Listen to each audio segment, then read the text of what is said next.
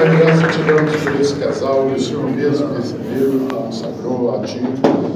São filhos amados, irmãos amados, são um casal que dá fruto, e eu quero aqui como igreja, como liderança aqui, abençoá-los em nome de Jesus. Amém. Parabéns, Deus abençoe.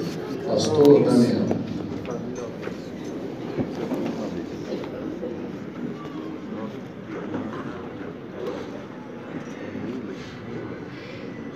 Bom dia, queridos. A graça, a paz e a unção do Senhor sejam derramadas sobre sua vida hoje poderosamente. Amém. Vamos orar?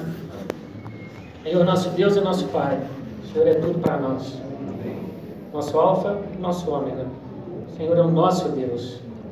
Hoje nós nos reunimos aqui como igreja para cultuarmos o Teu nome. E também sabemos que seremos abençoados pelo Senhor aqui. Fala conosco, Espírito Santo. Muda nossas vidas. Transforma nossos dias. Escreve a nossa história.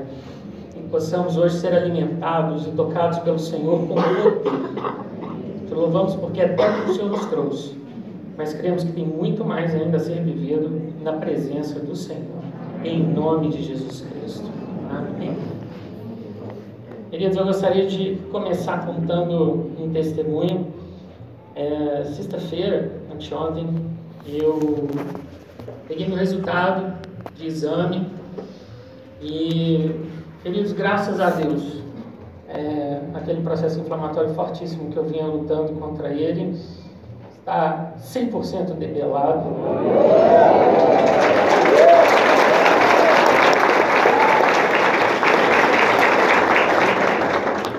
A graça de Deus, nós estamos de pé.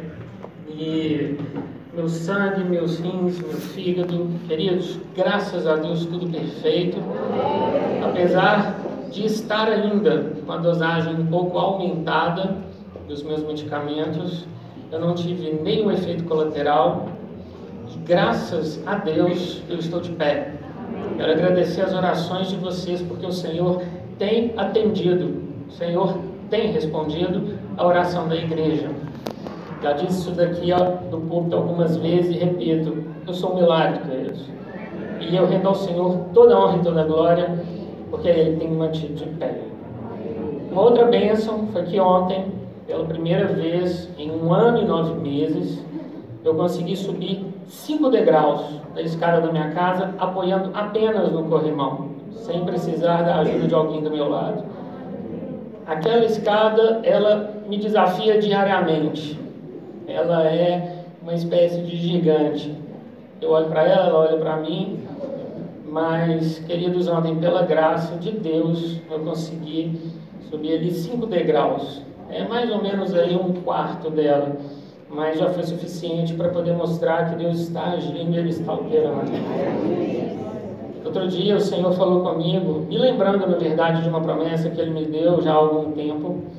Um dia o Senhor falou para Efraim, na verdade, Israel, o norte de Israel, dizendo: eu tomei nos braços, mas não atinavam que eu os curava. E o Senhor me lembrou disso, dessa palavra que Ele me deu há 2, 3 anos atrás, e eu falei com o Senhor: Deus, eu não quero ser como Efraim, eu quero ser curado como Efraim, mas eu não quero receber a bênção sem perceber que eu estou sendo abençoado como Efraim. Então, queridos, testemunho aqui diante de vocês. Deus tem feito, Deus tem operado, e eu creio que é daqui para frente coisa melhor, é bênção completa. Quando Deus age, Ele não age pela metade, Ele dá a bênção completa, e Ele tem me sustentado através das orações de vocês, do carinho de vocês. Então eu agradeço, muito obrigado. Continuem intercedendo, porque a luta continua, mas a vitória já é. Te convido a abrir sua Bíblia comigo, lá no livro de 1 João, no capítulo 4, versículo 18.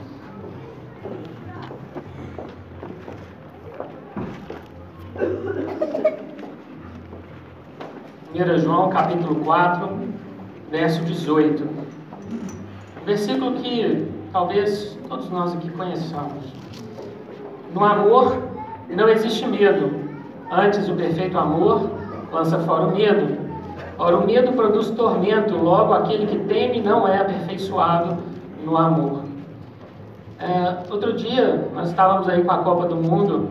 Foi interessante porque no meio de todos aqueles jogos, aquelas emoções todas, a gente percebe assim, o coração do ser humano quando nós vemos ali aqueles atletas dando entrevistas, falando das dificuldades, às vezes tentando justificar uma derrota.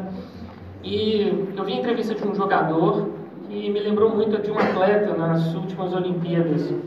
Ele dizendo que na edição anterior da Copa esperavam muito dele e ele não jogou bem. E ele voltou para casa debaixo de críticas muito pesadas e ele entrou em depressão. As pessoas não entendiam o motivo das suas decisões, o motivo dele ter mudado de clube. E ele foi julgado por todos e criticado por todos sem que conhecessem a sua vida pessoal. E isso fez até pensar se ele deveria continuar jogando futebol. E ele voltou, continuou jogando, superou a intimidação dos seus críticos e foi aclamado como um excelente atleta, um atleta de alto desempenho, com ótimos resultados na última edição da Copa do Mundo. Queridos, é preciso que durante a nossa vida a gente aprenda a vencer a crítica. Aprenda a vencer aquele que deseja se sobrepor, passar até por cima de você. A palavra nos fala que nós não devemos temer. E é interessante porque o livro de 1 João é um livro escrito entre paradoxos. É Deus e o diabo, o bem e o mal, a luz e as trevas. E o Senhor coloca aqui como o oposto ao amor, o medo. O medo ele faz com que você se concentre em si mesmo. Já o amor, ele é sempre projetado para fora, em direção ao outro, em direção ao cônjuge, em direção ao filho e a Deus. Quando você está pensando no outro, não existe espaço para você pensar em si mesmo. Marcos 10, 45, porque o Filho do Homem veio não para ser servido, mas para servir e dar a sua vida em resgate por muitos. Jesus viveu para nos servir, viveu para nos amar e ainda vive para nos amar. Não havia medo, nem nenhuma forma de intimidação no coração de Jesus. Ora nenhuma, ele se deixou ficar sobre qualquer espírito de timidez por causa daquilo que falava a respeito dele ou o acusava injustamente. Pelo contrário, ele amava o Pai e ele nos amava, e ele continua a amar o Pai e nos amar. Por isso não havia medo em seu coração. A palavra nos fala no Salmo 91, verso 1, o que descansa, o que habita a sombra do Onipotente, o que descansa junto ao Senhor, o que descansa na presença do Senhor, no esconderijo do Altíssimo. Nós somos nós, queridos. Nós temos o privilégio de descansar junto a Deus e nada pode nos intimidar. Só que durante a nossa vida, as pessoas tentarão, as circunstâncias tentarão, colegas de trabalho tentarão, familiares tentarão nos intimidar. Intimidar significa tornar tímido, humilhar, se sobrepor, acuar. Quem aqui nunca se sentiu assim? Às vezes até no meio de pessoas que em tese deveriam nos respeitar e nos amar. Pessoas que nos intimidaram. Se nós queremos saber o começo de todas as coisas, sejam elas boas ou más, existe um livro na Bíblia que trata muito bem do começo de todas elas. Gênesis. Vamos lá para Gênesis capítulo 1, versículo 26.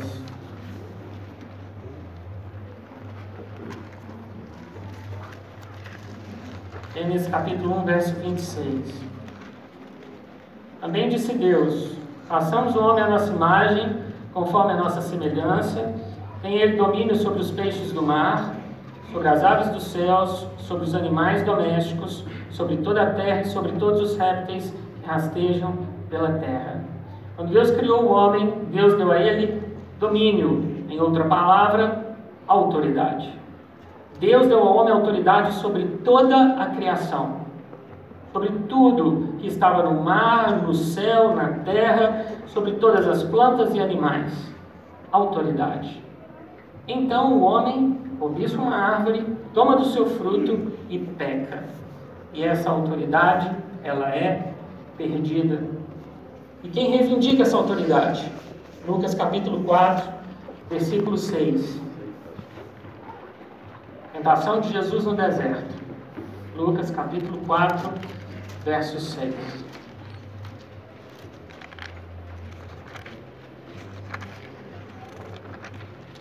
Lucas 4, 6.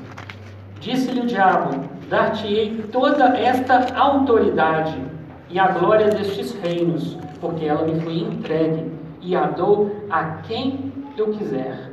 Portanto, se prostrado me adorares, toda será tua. Jesus veio dizendo ser rei, pregando o evangelho do reino. E Satanás chama Jesus e fala: olha, aquela autoridade que foi perdida lá atrás, eu te dou. Aquilo do qual o homem abriu mão, eu te dou. Se você se prostrar e me adorar, afinal você não veio para reinar, eu te faço rei. E Jesus o repreende. Aquele não era o caminho. Não existe atalho para a glória. A cruz sempre precede a coroa. Era necessário passar pela cruz. Em Mateus capítulo 28, a partir do verso 18, nós temos a grande comissão.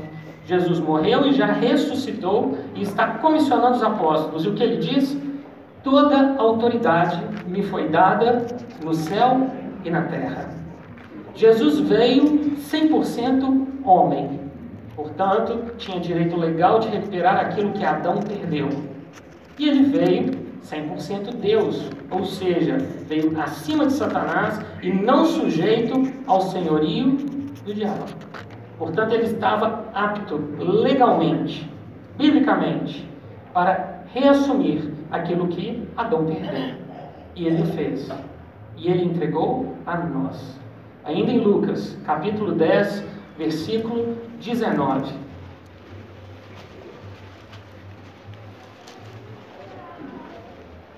Lucas 10, 19.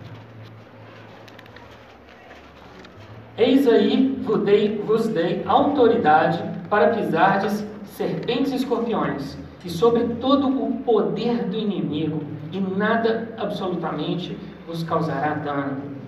Querido, o que Adão perdeu, Satanás se apropriou, Jesus recuperou e o crente recebeu. Repetindo, o que Adão perdeu, Satanás se apropriou, Jesus recuperou e o crente recebeu. A autoridade é toda sua.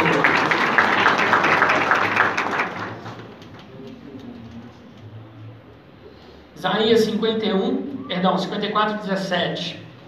Toda arma forjada contra ti? Amém. Porque você tem autoridade.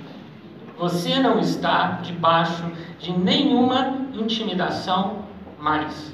Jesus recuperou e o preço foi alto. A autoridade Ele te deu. Portanto, use essa autoridade. Vamos abrir nossas Bíblias lá em 2 Timóteo. Última carta de Paulo, escrita em torno do ano 67, 68. Paulo estava na prisão mamertina, em Roma. 2 Timóteo capítulo 1, esperando pela sentença do ensandecido Nero. 2 Timóteo capítulo 1, versículo 6. Por esta razão, pois, te admoesto que reavives o dom de Deus que há em ti pela imposição das minhas mãos.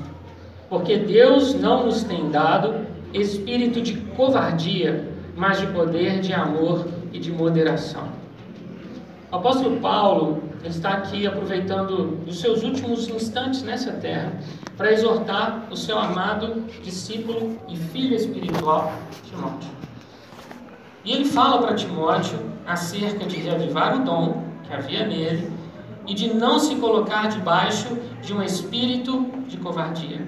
O termo covardia, no grego, é dailia. Pode ser traduzido também por timidez ou medo. Qualquer uma das três palavras, covardia, timidez e medo, são traduções cabíveis. E o termo Dailia só aparece uma vez em todo o Novo Testamento aqui. Só que ela tem uma derivação, Dailos, que aparece em outros 3 lugares no Novo Testamento. Dailos significa tímido, covarde, medroso. 2 ocorrências dizem respeito à mesma passagem, Mateus 8:28 e Marcos 4:40. Jesus está com os discípulos no barco, vem uma grande tempestade, Jesus está ali dormindo sobre o seu travesseiro. Uma curiosidade, a única vez que a palavra travesseiro aparece no Novo Testamento. Jesus tinha um, eu gosto muito do meu, acredito que você também gosta do seu. E a palavra fala que os apóstolos acordaram Jesus desesperados, porque a tempestade estava para virar o barco e eles naufragariam. A palavra nos diz que Jesus acorda, acalma a tempestade, exercendo a sua autoridade. E aí ele vira para os apóstolos e diz: por que sois assim tímidos, homens de pequena fé? Por que sois assim medrosos? Por que sois assim covardes? Em Marcos 4:40 a passagem é a mesma e a pergunta de Jesus é a mesma. Tem uma terceira ocorrência, Apocalipse capítulo 21, verso 8, quando o Senhor está dizendo acerca do novo céu e da nova terra, e Ele nos diz sobre pessoas que não entrarão, que não estarão ali com Ele, nessa cidade santa que Ele tem preparado para aqueles que creem. E Ele fala, quanto aos dailos, quanto aos tímidos, aos covardes, aos medrosos, a parte que lhes cabe é no lago que arde com fogo e enxofre. Queridos, o Senhor está dizendo que nós não podemos nos colocar debaixo de nenhum espírito de intimidação. A palavra aqui em 2 Timóteo, capítulo 1, verso 7, espírito, significa pneuma. E a palavra nos diz que pneuma pode ser um espírito demoníaco, o espírito de Deus ou o espírito do homem. Aqui não se trata nem do espírito de Deus, porque Deus não intimida ninguém, nem do espírito do homem. Ele está falando acerca de um espírito do mal. Levando em conta o contexto no qual essa carta foi escrita, não fica ainda mais claro. Éfeso era a pérola, o tesouro do ministério do apóstolo Paulo. De todas as cidades pelas quais ele passou, até mesmo por Atenas, nenhuma tinha tanta relevância comercial, filosófica, posição, status, como Éfeso.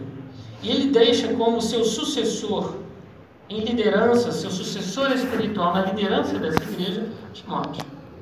Só que ali naquela cidade, apesar de todo o trabalho de Paulo e deles terem se convertido e queimado seus livros de magia e coisas assim, haviam pessoas ricas que achavam que iam alcançar alguma coisa com seu dinheiro, falsos mestres pregando um evangelho diferente do que Paulo havia pregado, mulheres tagarelas e intrigantes andando de casa em casa, espalhando fofocas, falando da vida alheia. E Timóteo, quando chega ali, pega esse contexto pesado de pessoas que não queriam se submeter a nada nem a ninguém, a nenhuma liderança. E Paulo diz: Timóteo, você vai se deixar levar por esse espírito de intimidação, esse espírito de covardia? Reaviva o dom que é em ti, Timóteo, porque eu te escolhi lá em Listra pelo seu bom testemunho.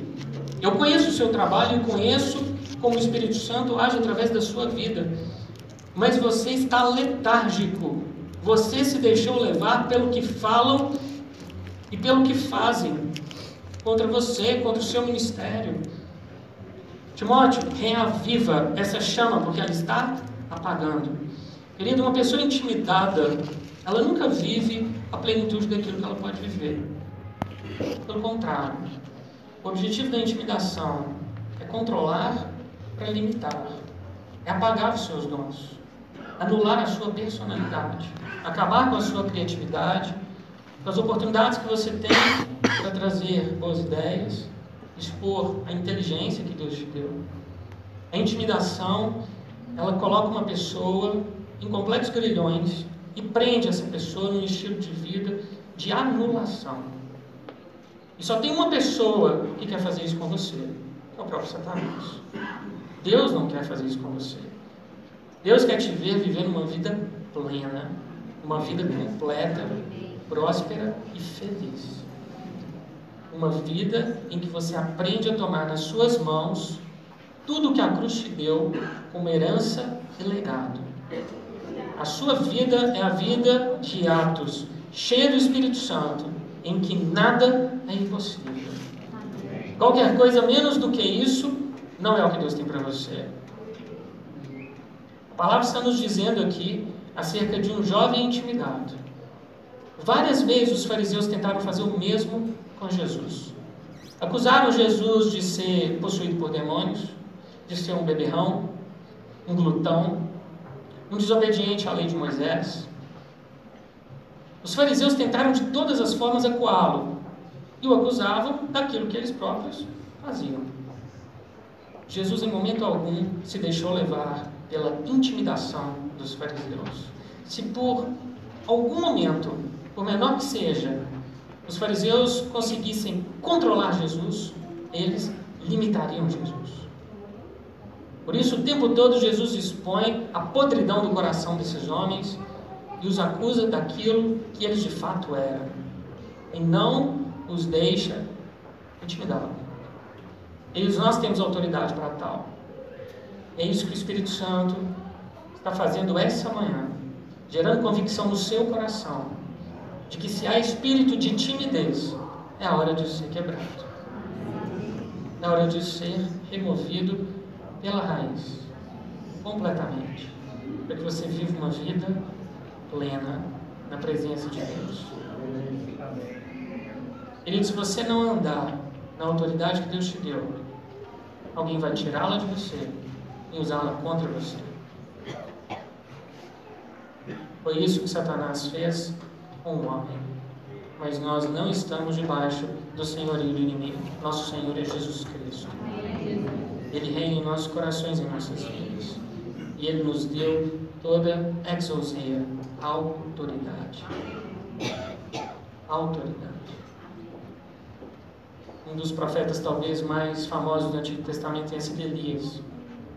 A palavra nos conta que Elias viveu na casa de uma viúva, foi alimentado enquanto Israel morria de fome, ressuscitou o filho de uma mulher, foi alimentado por pássaros, falava face a face com o rei de Israel e não se deixava intimidar por Acabe. E como que Acabe o cumprimentava?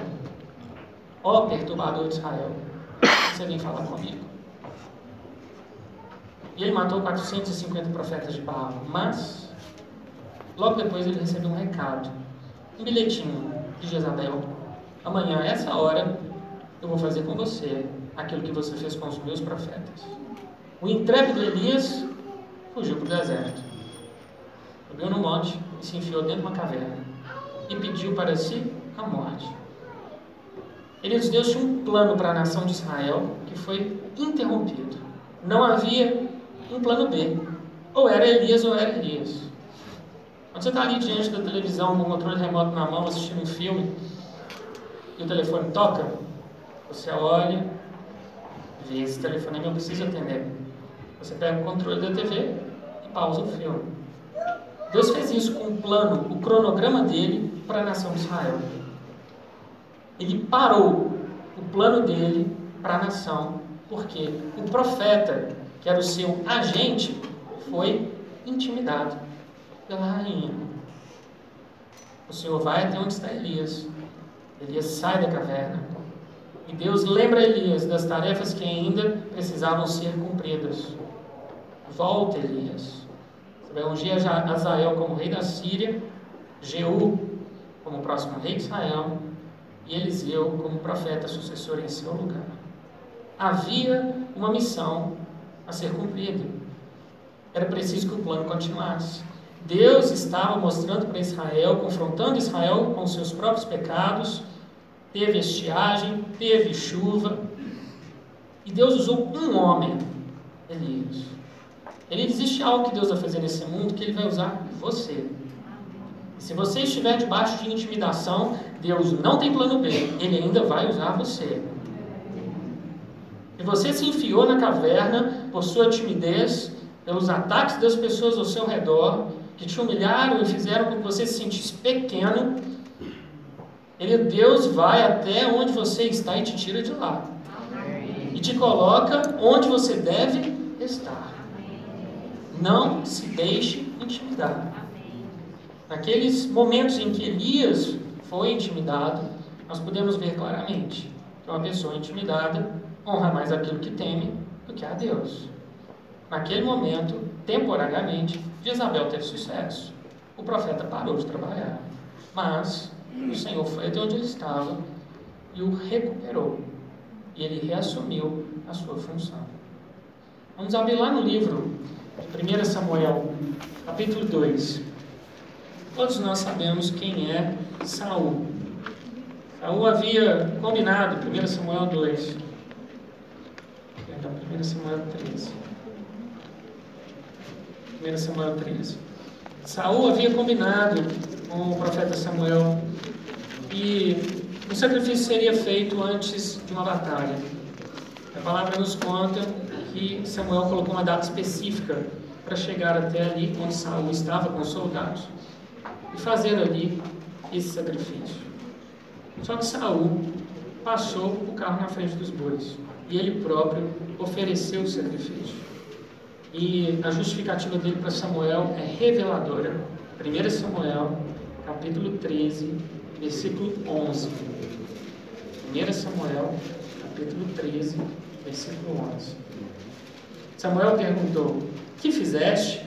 Respondeu Saul: vendo que o povo se ia espalhando daqui, que tu não vinhas nos dias aprazados. Querido, isso aqui não é verdade. O que foi combinado, Samuel estava cumprindo. Que os filisteus já se tinham juntado em Miquimás, eu disse comigo: agora descerão os filisteus contra mim a Gilgal, e ainda não obtive a benevolência do Senhor.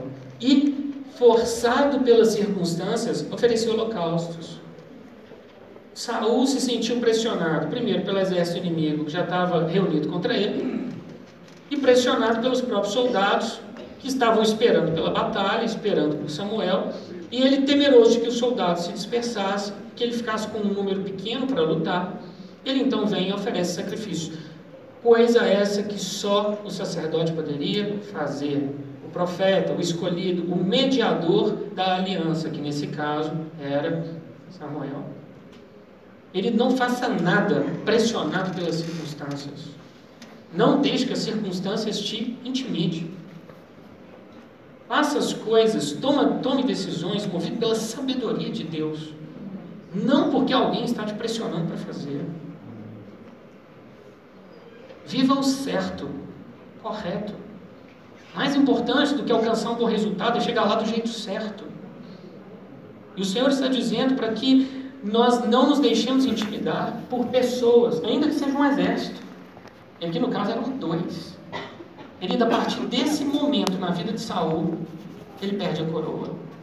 Ele ainda continuaria como rei, mas o Senhor nos diz que ele iria escolher um homem melhor do que ele. Eles, nós não podemos perder as bênçãos que Deus tem para nós, as promessas que Ele nos faz, as profecias que Ele nos entrega. Tudo isso que está na palavra, essa herança linda, conquistada por Jesus na cruz, e estamos intimidados.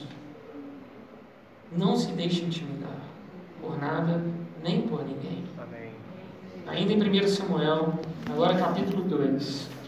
A palavra nos conta, 1 Samuel 2. Existia, naqueles dias, em Israel, um homem chamado Eli. Eli foi um juiz em Israel, a maior autoridade. A palavra nos diz que Eli era provavelmente aí o 15º juiz de Israel e o 7º sumo sacerdote. Governou Israel por mais ou menos aí 40 anos. E a palavra nos fala que Eli foi um homem que se deixou intimidar. Pior ainda, por pessoas do seu próprio sangue. Capítulo 2, versículo 12. Eram, porém, os filhos de Eli, filhos de Belial, e não se importavam com o Senhor. Verso 16. Se o ofertante lhe respondia: queime-se primeiro a gordura e depois tomarás quanto quiseres, então ele lhe dizia: não, porém hás de matar agora, senão tomá-la-ei à força. Era, pois, muito grande o pecado destes moços perante o Senhor, porquanto eles desprezavam a oferta do Senhor. Verso 22. Era, porém, Eli já muito velho, ouvia tudo quanto seus filhos faziam em todo Israel e de como se deitavam com as mulheres que serviam à porta da congregação. Eli tinha 2 filhos, Ofni e Finéias. Os 2 filhos de Eli eram homens imorais sem caráter. Existiam mulheres que trabalhavam ali na entrada da tenda e eles se deitavam com essas mulheres. E a palavra fala que quando uma pessoa chegava para oferecer um sacrifício, todo um rito deveria ser observado para que o sacrifício permanecesse puro e fosse oferecido a Deus da forma correta, como estabelecido na lei de Moisés.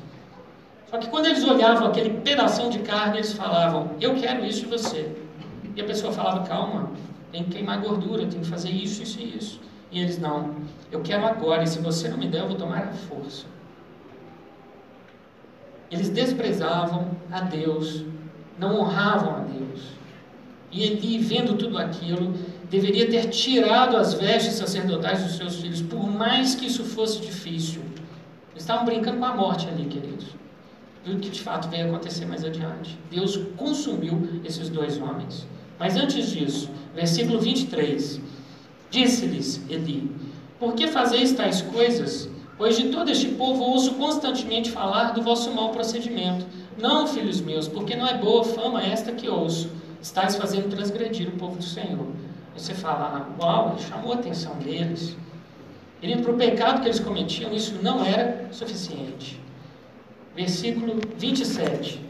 Veio um homem de Deus a Eli e lhe disse, assim diz o Senhor, verso 29, por que pisais aos pés os meus sacrifícios e as minhas ofertas de manjares, que ordenei se me fizessem na minha morada, e tu, porque honras a teus filhos mais do que a mim, para tu e eles vos engordardes das melhores de todas as ofertas do meu povo de Israel? Uma pessoa intimidada honra mais aquilo que teme do que a Deus. Ele honrava mais os seus filhos do que a Deus.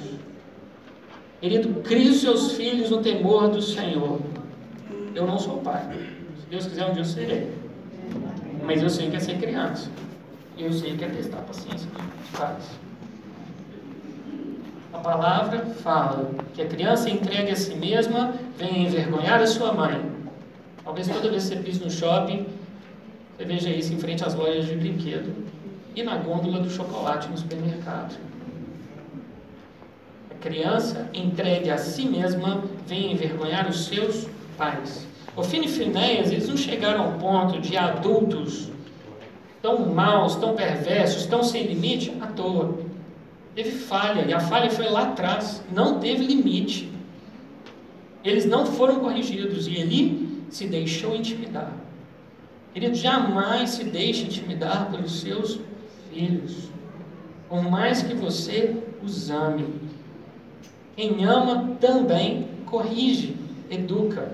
Educação não é dada por colégio nem pela professora da escola dominical, mas é dentro de casa. Limites, moralidade, ética, conceito de certo e errado, temor a Deus, respeito ao próximo. Quem ensina isso não é professor, é você e o seu cônjuge. Compete a você, para que você não viva uma história amarga como a de Eli, de chegar lá na frente e ver que os seus filhos vão sofrer, porque o mundo não vai tratá-los como você os tratou. Você não está criando seus filhos para o mundo, você está criando para Deus. Mas eles vivem no mundo e estão no mundo. Portanto, tem que aprender a se relacionar com esse mundo perverso. O Senhor está dizendo que Ele amava mais seus filhos do que a Deus. Nada, querido, pode ser ídolo na sua vida. Nem ninguém. 1 Samuel capítulo 17. A palavra nos conta agora do remédio. Do remédio para a timidez, para a intimidação, para o medo, para a covardia. Esse remédio vem através da vida de Davi. A palavra nos conta que Davi estava ali cuidando das ovelhas do seu pai, e os seus 3 irmãos mais velhos, Abinadab, Samar e mais um, haviam sido, vamos dizer assim, alistados pelo exército de Saul. Eles estavam em campo de batalha, uma batalha armada contra os filisteus. Jessé, pai de Davi, chama Davi e fala: deixa as ovelhas com o responsável pegue esses alimentos que eu separei, leve para os seus irmãos no campo de batalha, pegue esses queijos que estão aqui, leve para o comandante e traga notícias dos seus irmãos para mim. E Davi obedece ao pai. Deixa as ovelhas sob os cuidados de um pastor e parte correndo no campo de batalha. Deixa ali as encomendas do pai, como diz a Bíblia, com o responsável pela bagagem, e vai até onde estavam as fileiras dos soldados.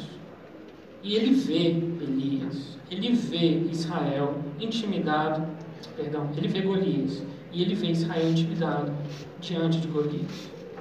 Vê ali os soldados de Israel, todos eles, medrosos, temerosos, diante daquele gigante. Davi observa que havia ali algo que precisava ser feito.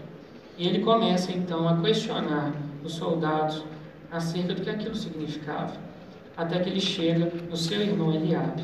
E aqui começa, queridos, uma história de intimidação uma após a outra. 1 Samuel capítulo 17, verso 28. Ouvindo Eliabe, seu irmão mais velho, falar àqueles homens, acendeu-se-lhe a ira contra Davi e disse: por que desceste aqui? E a quem deixaste aquelas poucas ovelhas no deserto? Bem conheço a tua presunção e a tua maldade. Desceste apenas para ver a peleja. Respondeu Davi: que fiz eu agora? Fiz somente uma pergunta. O Senhor está dizendo aqui para nós. Eliabe é um intimidador. Eliabe chega para Davi, intimidado por Golias, e diz: o que você está fazendo aqui? As ovelhas dos nossos pais é o patrimônio que a gente tem. Você tinha que estar lá cuidando delas. E de uma pessoa intimidada, se ela tiver uma personalidade fraca, ela vai dar desculpas. Se ela tiver uma personalidade forte, ela vai passar para frente a intimidação e acusar o outro daquilo que ela não faz. Aquilo que, na verdade, ela deveria fazer. E Davi fala: peraí, eu só fiz uma pergunta. Você está brigando comigo? Primeira intimidação. Versículo 33. Porém Saul disse a Davi: Davi vai ter com o rei. Contra o filisteu não poderás ir para pelejar com ele, pois tu és ainda moço, e ele guerreiro desde a sua mocidade. Com a polida, Saul respondeu: olha, você é um menino. Você não pode lutar contra esse gigante.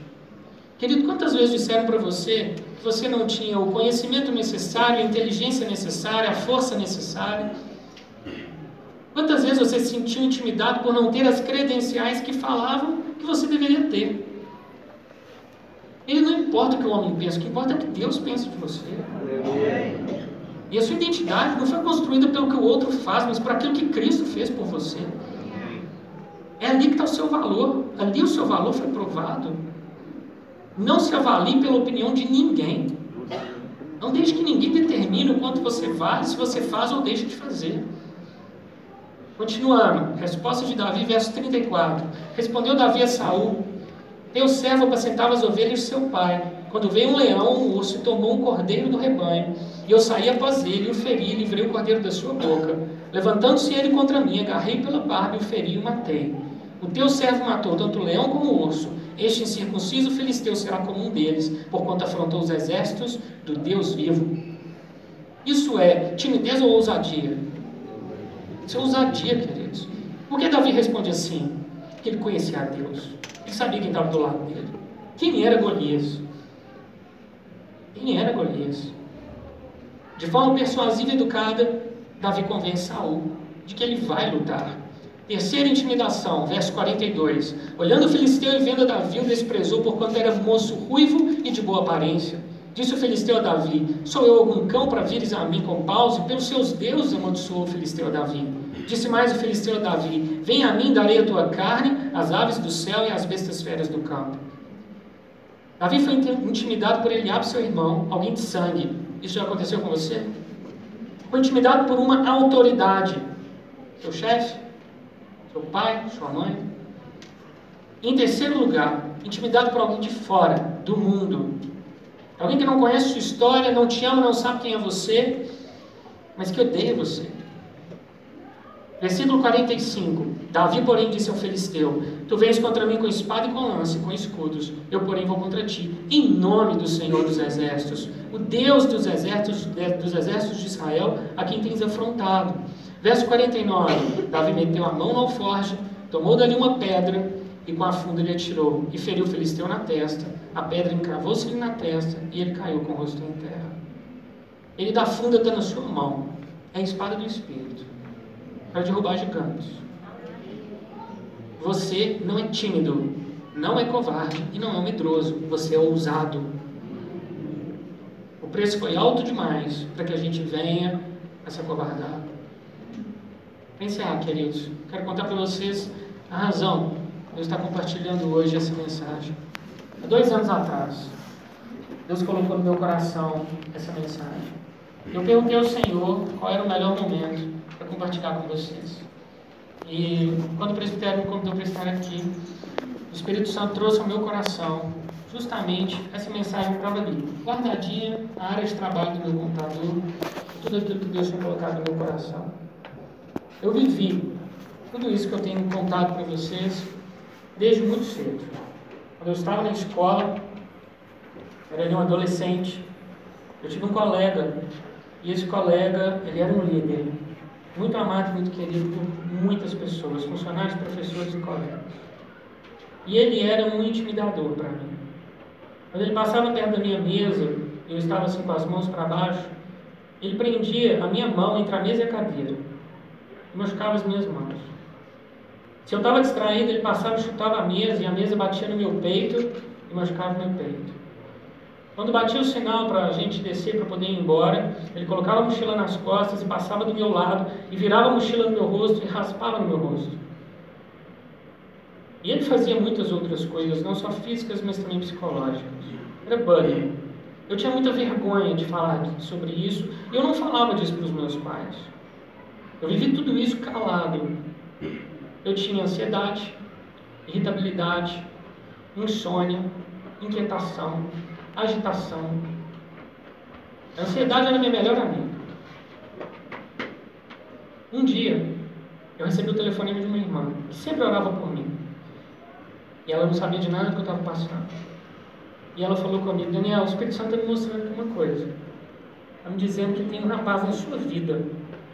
Ele tem contato diário com você. E toda vez que ele te toca, ele te machuca.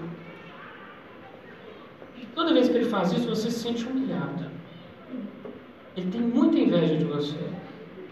E o que está com ele é o próprio diabo. Mas nós vamos orar agora. E ele nunca mais vai tocar em você. Ele orou por mim. Naquela semana, eu estava vindo pelo corredor da escola. Ele abaixou a cabeça pela primeira vez. Não fez piadinha, não veio para cima de mim, não falou que não deveria. Até o meu 3º ano do ensino médio, ele só trocou mais meia dúzia de palavras comigo. A intimidação acabou, completamente. A partir dali, as minhas notas aumentaram, a minha saúde melhorou. Eu comecei a ter amigos na escola, que eu não tinha amigos. Querida, a intimidação nos limita muito mais do que a gente pode imaginar. Congela as bênçãos, te impede de avançar. O que eu trago hoje para vocês é a reflexão de algo que começou lá atrás na minha vida. Aquela irmã que hoje já não está mais entre nós, está na glória com Jesus, ela lançou sementes no meu coração da ousadia e da intrepidez. E me ensinou que o caminho para vencer a intimidação é um só: a oração. Por isso, querido, eu quero orar por você, se você quiser, nessa manhã. Se você se vê, de alguma forma, tímido ou acuado, eu te peço para ficar de pé. E nós vamos orar e pedir ao Senhor para quebrar isso na sua vida.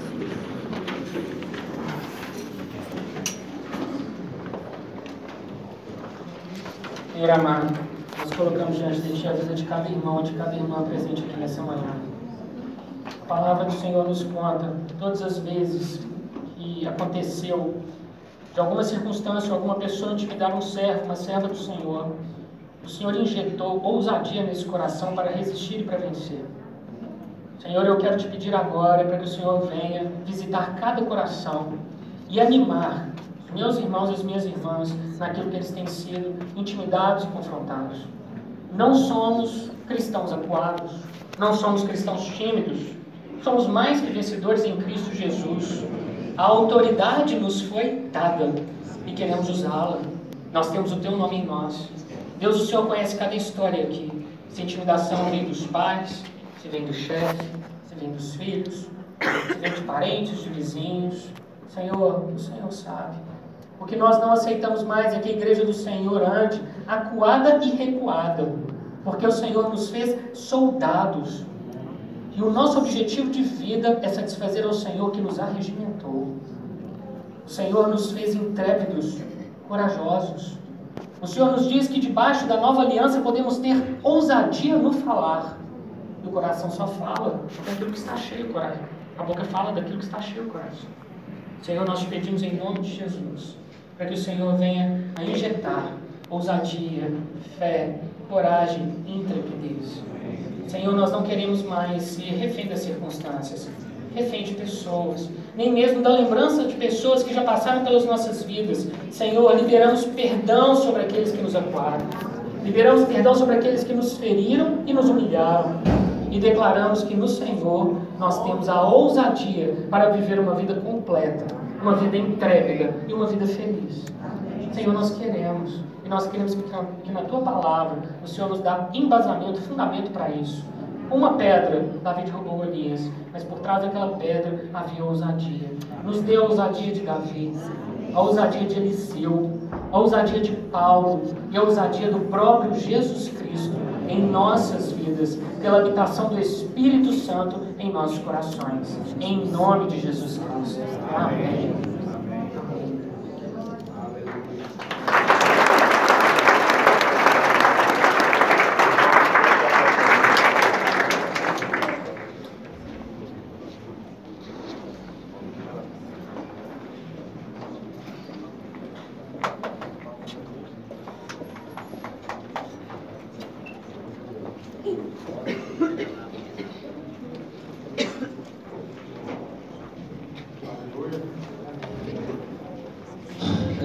Só queria reforçar aqueles dois avisos do almoço.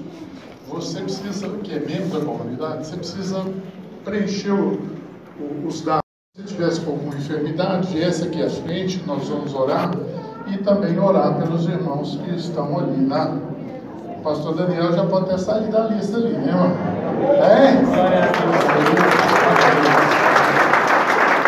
Eu tive uma experiência interessante essa semana. Foi o seguinte, a minha empregada teve um sonho de que eu orava pela neta dela. E que quando eu orava pela neta dela, a neta dela era curada. A netinha dela estava chorando a noite toda, ela se unhava ela mesma e ninguém conseguia dormir na casa. Eu tinha que ir, às vezes, até para a casa dela. Ela chegava lá em casa com os olhos todos sem dormir, né? E ela levou a netinha dela lá em casa. Nós oramos por ela. No outro dia ela voltou com a netinha. Eu falei, será que não deu resultado? Ela falou, não, vim aqui para dar o testemunho que ela dormiu a noite toda. O Senhor é poderoso. Creia no Senhor. Não tem 10 passos para você ser curado. Tenha a sua fé. Amém? Quem quiser oração pode vir aqui à frente. Pai, em nome de Jesus, queremos abençoar, ó Deus, com cura. No nome de Jesus, cada uma dessas pessoas que vieram aqui com enfermidade, nós queremos repreender na autoridade do nome de Jesus. Nós quebramos agora, Senhor, nessas vidas todo o poder do maligno, todo o poder da enfermidade. Nós ordenamos agora que essa enfermidade saia em nome de Jesus. Coluna, você está recebendo uma ordem agora em nome de Jesus, volta ao normal agora, em nome de Jesus. Todo órgão que está aí não funcionando bem, volte a funcionar agora em nome de Jesus.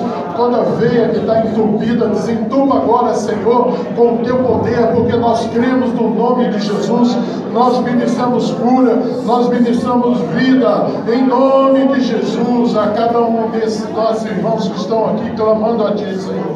E nós profetizamos novos dias de saúde, de plenitude, em nome de Jesus.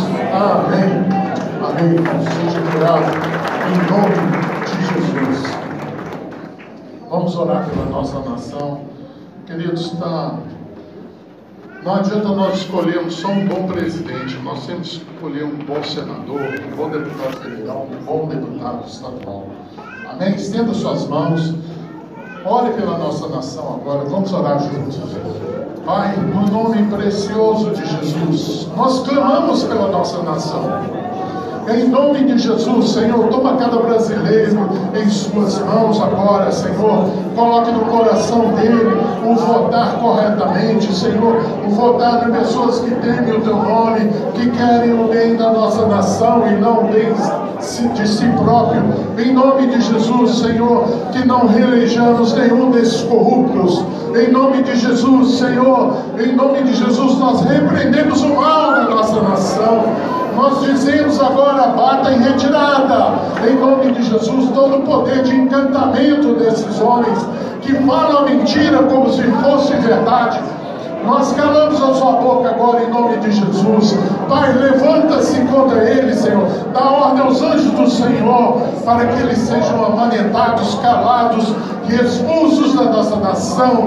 Todo o espírito contrário ao teu, em nome de Jesus. Amém.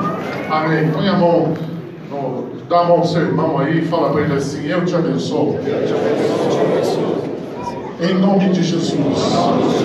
Você seja um valente. Que não haja nenhuma timidez, nenhum medo na sua vida. Porque maior é aquele que está contigo do que aquele que está no mundo. O Senhor te abençoe e te faça prosperar. Em nome de Jesus. Amém. Um abraço.